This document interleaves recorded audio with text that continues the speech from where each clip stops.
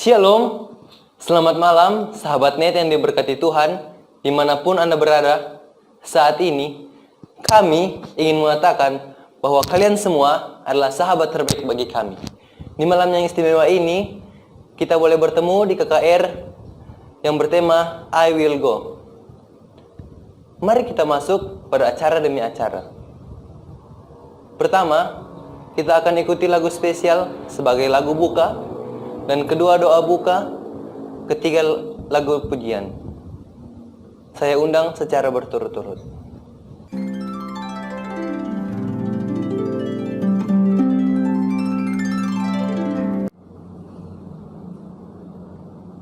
Bila kau izinkan sesuatu terjadi,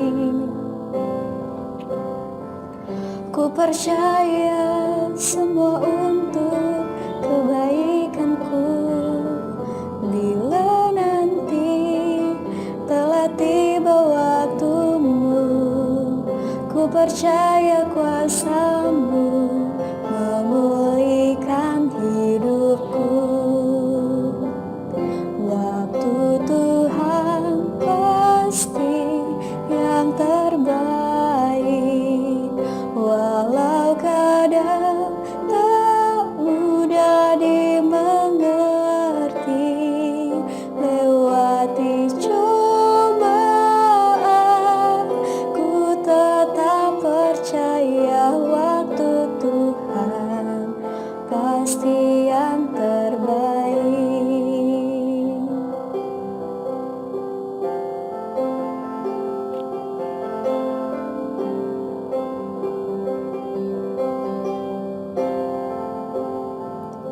Bila kau izinkan sesuatu terjadi, ku percaya semua untuk kebaikanku. Bila nanti telah tiba waktumu, ku percaya kuasa-Mu memulihkan hidupku. Waktu Tuhan pasti yang terbaik, walau kadang tak mudah dimengerti. Lewati cobaan, ku tetap percaya waktu Tuhan pasti yang terbaik.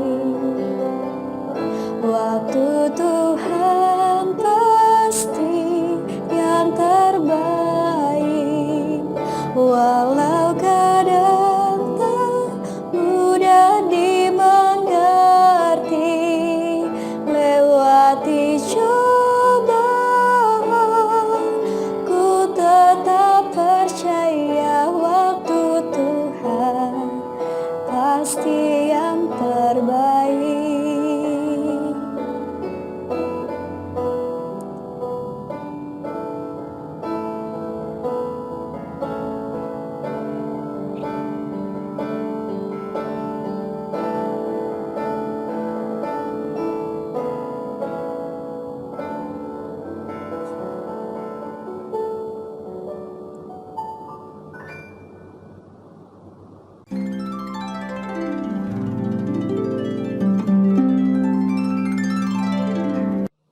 Mari berdoa. Bapa kami yang di surga, saat ini kami siap memulaikan akan kebaktian kebangunan rohani I Will Go. Tuntutlah acara demi acara dan berkati mereka yang ambil bagian dan berkati perangkat yang sementara digunakan. Dalam nama Tuhan Yesus, amin.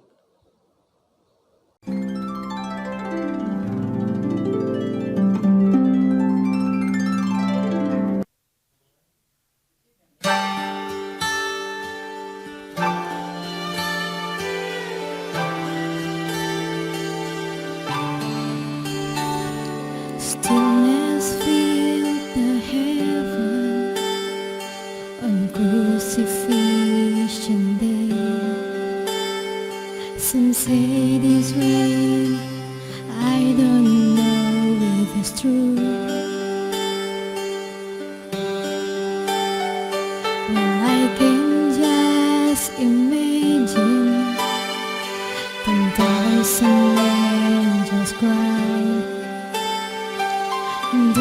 will seem like rain to me and you.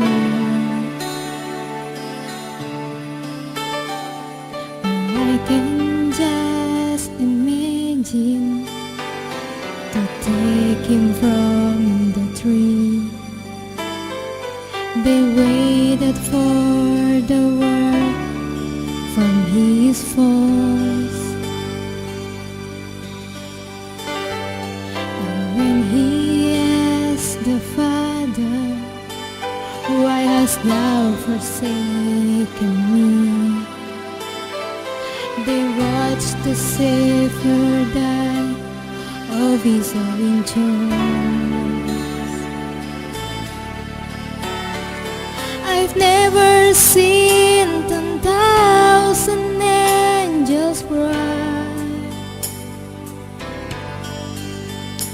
but I'm sure they did as they stood by and what the Savior died. God turned his head away. He couldn't bear the sight.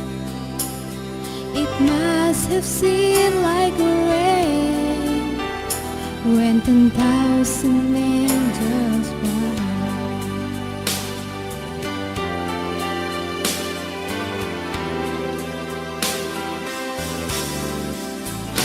As the sun slip away, the skies turn to gray, and when Jesus gave his all, that when the tears began to fall, I've never seen 10,000 angels cry, but I'm sure they did as they stood by and what the Savior died. God turned his head away. He couldn't bear the sight. It must have seemed like rain when 10,000 angels cried.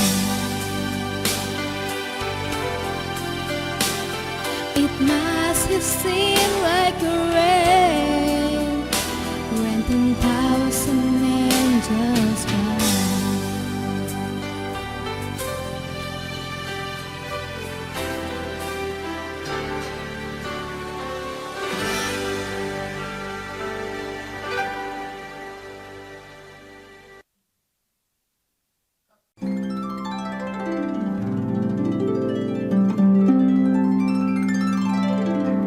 Di masa pandemi ini, kita perlu sebanyak mungkin mendekatkan diri kepada Tuhan melalui doa. Sekarang, kita akan masuk pada sesi doa.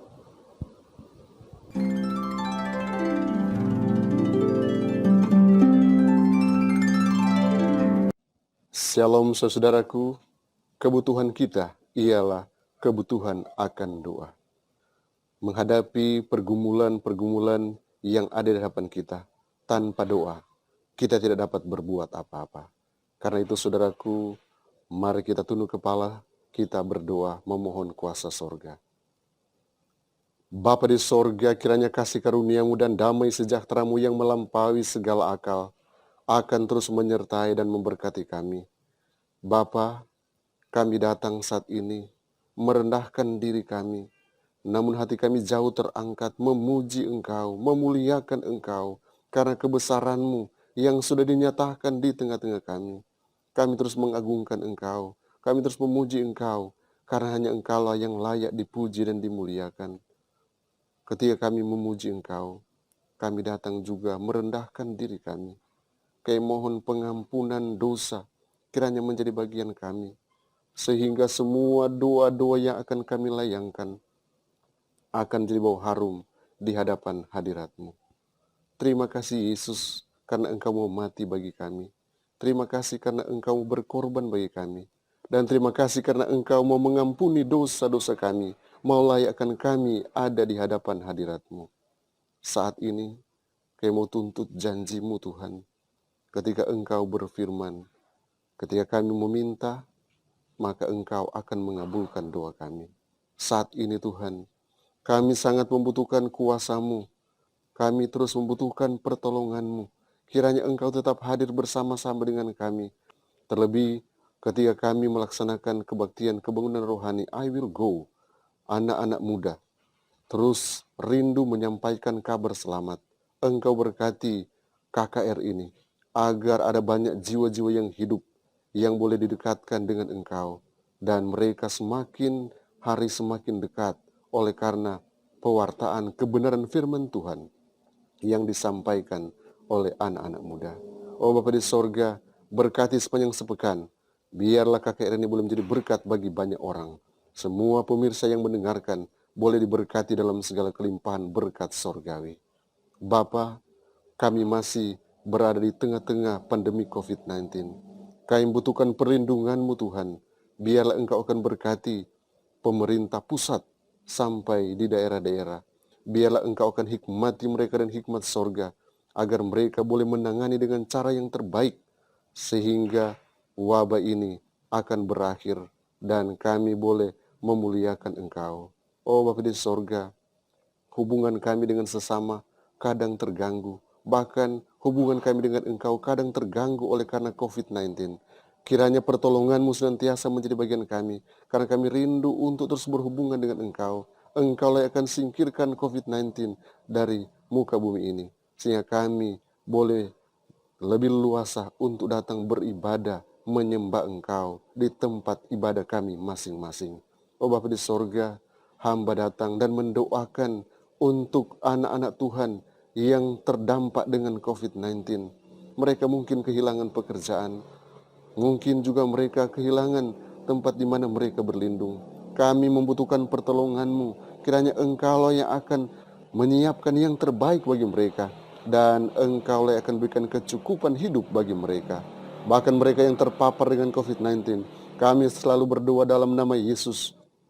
Engkau yang akan pulihkan mereka. Engkau yang akan berkati semua perawatan yang diberikan, sehingga pemulihan dan kesembuhan terjadi, dan mereka boleh memuliakan Engkau. Bapa di sorga, kami sadar bahwa kami manusia yang terbatas. Kami tidak dapat berbuat apa-apa tanpa Engkau. Karena itu Tuhan, waktu-waktu ke depan, kami hanya mengandalkan Engkau, dan kami menyerahkan kehidupan kami seutuhnya hanya di bawah kendali-Mu. Engkau akan tuntun kami ke dalam segala kebenaran, dan Engkau senantiasa akan memberkati kami, dan apapun yang akan kami lakukan pasti berhasil. Terima kasih Tuhan, karena pertolongan-Mu akan nyata di tengah-tengah anak Tuhan yang selalu berserah penuh hanya kepadamu. Biarlah Engkau akan berkati semua pergumulan-pergumulan. Engkau akan berikan jalan keluar. Terima kasih Yesus, karena semua warganet yang menyaksikan secara langsung saat ini akan diberkati dalam segala kelimpahan berkat surgawi. Mereka tetap kuat dalam iman dan siap menantikan kedatangan yang kedua kali. Ini doa dan permohonan kami yang kami bawa dan alaskan dalam nama Yesus. Amin. Tuhan Yesus memberkati kita semua.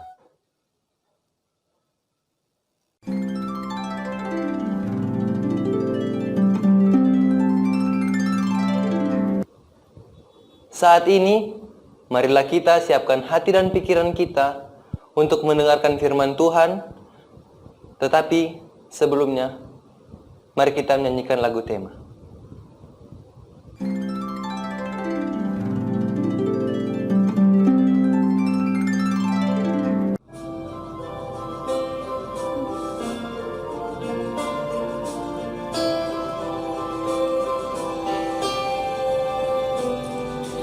Hear the voice of Jesus calling.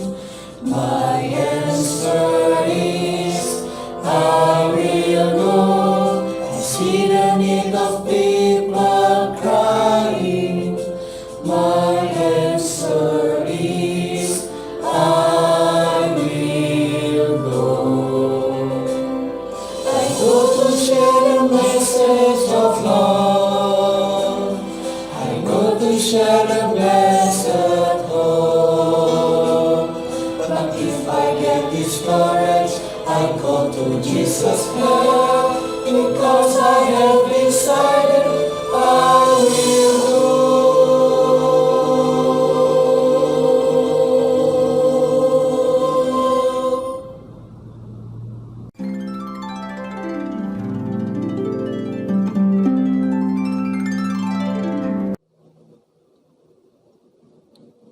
Shalom.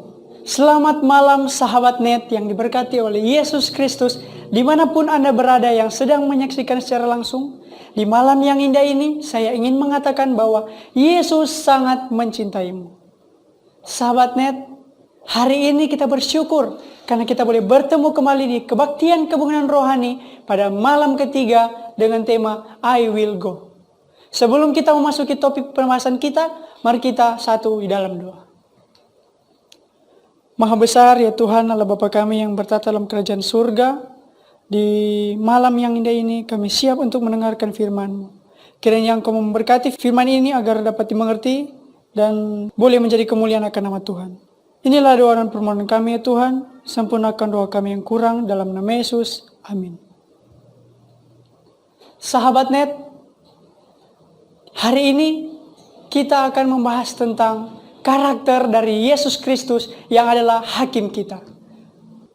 Sahabat net, berbicara tentang hakim, pasti ada hukum. Berbicara tentang hukum, pasti ada hakim. Namun, hakim terbesar kita ialah Yesus Kristus.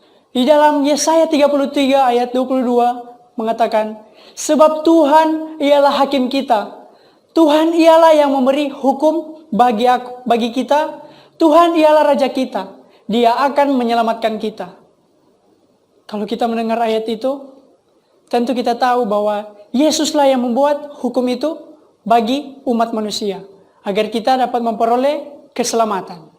Sahabat net, di dalam Keluaran 31 ayat 18 mengatakan, setelah Tuhan selesai berbicara kepada Musa di Gunung Sinai, Dia memberikan kepadanya kedua loh hukum Allah, loh batu yang ditulisi oleh jari Allah.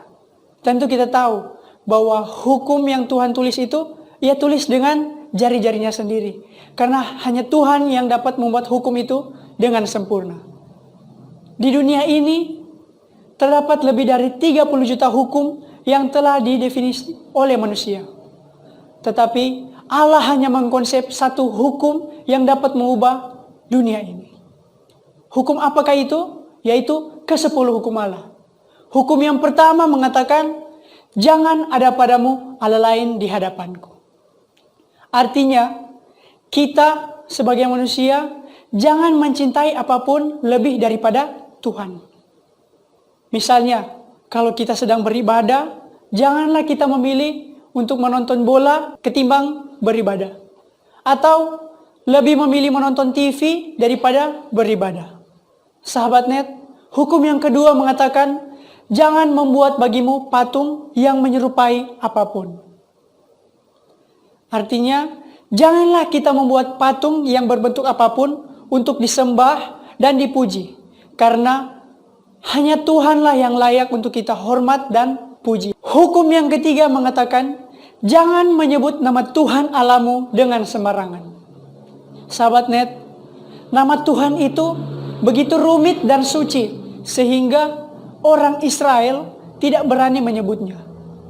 Tetapi kita terkadang menyebutnya ketika sedang bercanda gurau, bermain, dan bahkan nama Tuhan kita sebut dengan makian.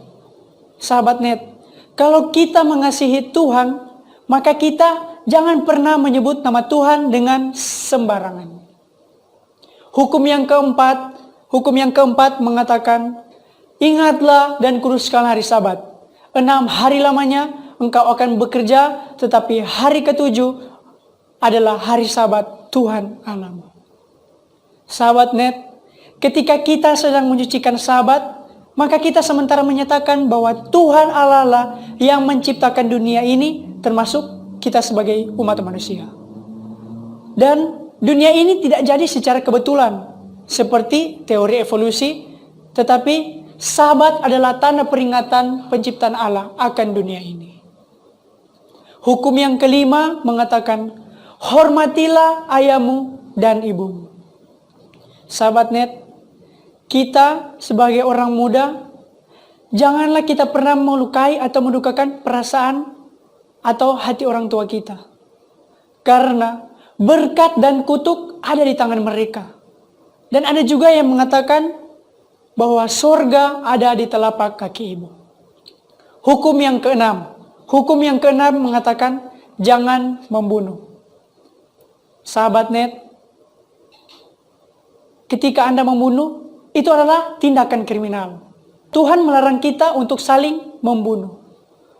Coba saudara bayangkan, kalau 10 hukum sudah Tuhan palangkan atau dipakukan di kayu salib, atau sudah ditiadakan. Apa jadinya orang-orang Kristen tanpa ke-10 hukum Allah? Hukum yang ketujuh. Hukum ketujuh berbunyi, jangan berzinah.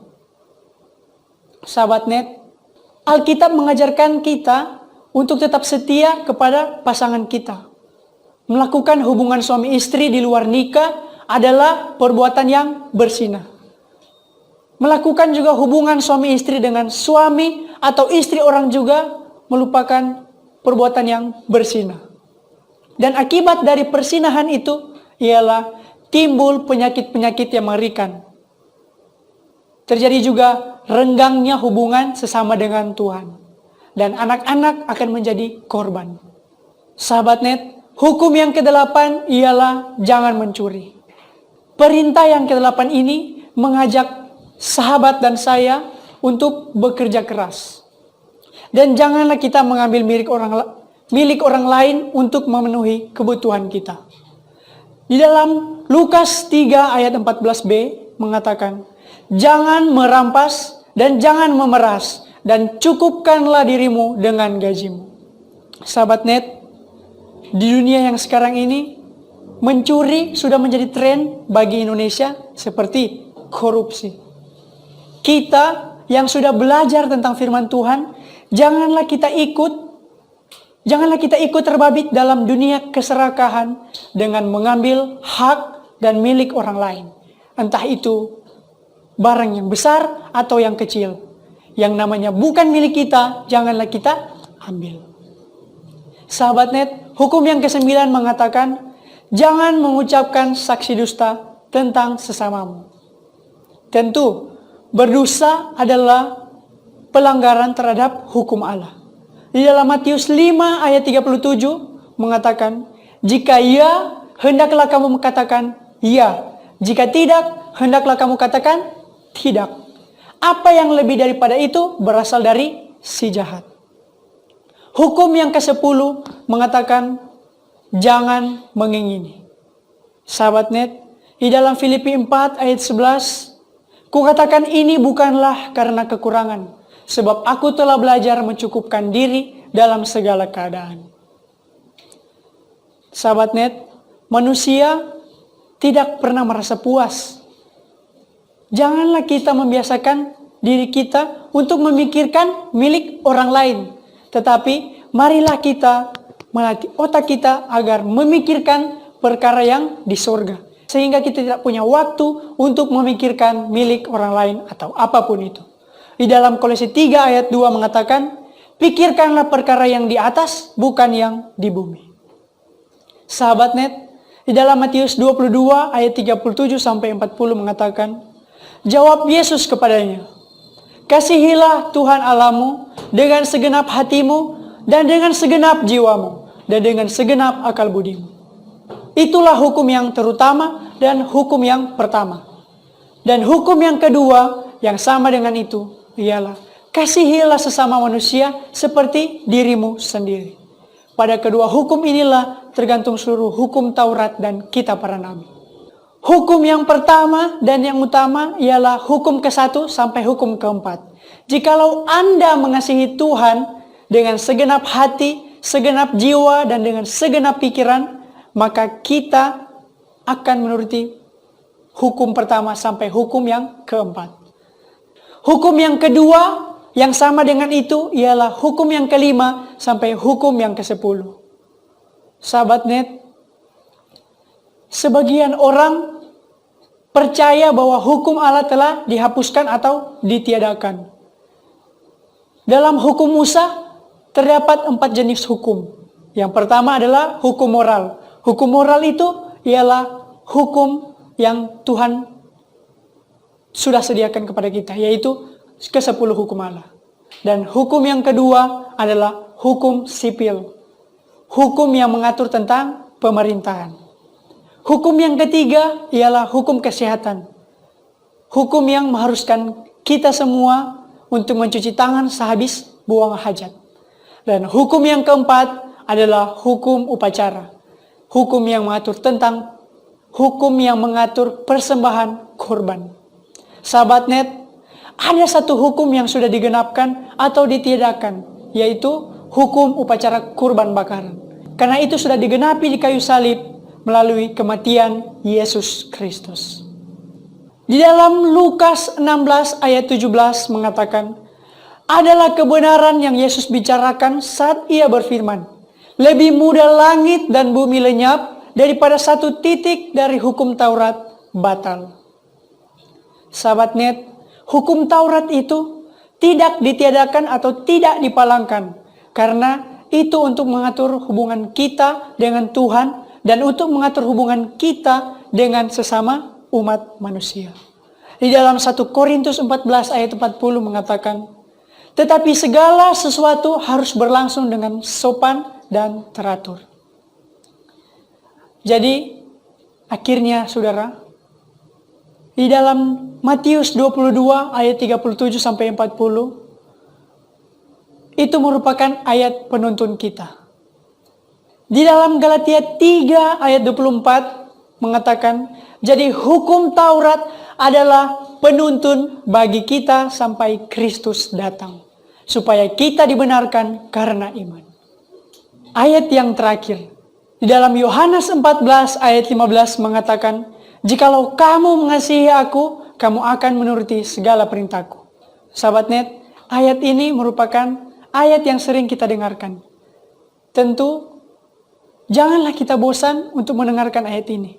Sebab di sini mengatakan, jikalau kita mengasihi Tuhan, kita akan memperoleh keselamatan. Itu pun jikalau kita menuruti segala perintah Tuhan. Kiranya Tuhan memberkati kita semua. Saya bawa di dalam nama Yesus. Amin. Mari kita satu di dalam doa. Ya Tuhan, Bapa kami yang bertata dalam kerajaan surga, di malam kebaktian kebangunan rohani ini, kami sudah mendengarkan firman-Mu. Kiranya Engkau memberkati firman yang telah kami dengarkan, agar dapat tertanam dalam hati dan pikiran kami, dapat kami mengerti, dan dapat kami praktikkan dalam kehidupan kami sehari-hari. Inilah doa dan permohonan kami, Tuhan, di dalam nama Yesus. Amin.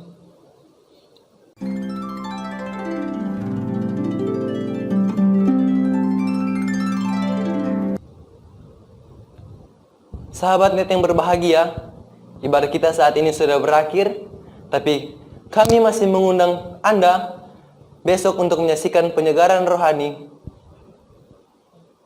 Tapi kami masih mengundang Anda besok untuk menyaksikan penyegaran rohani I Will Go.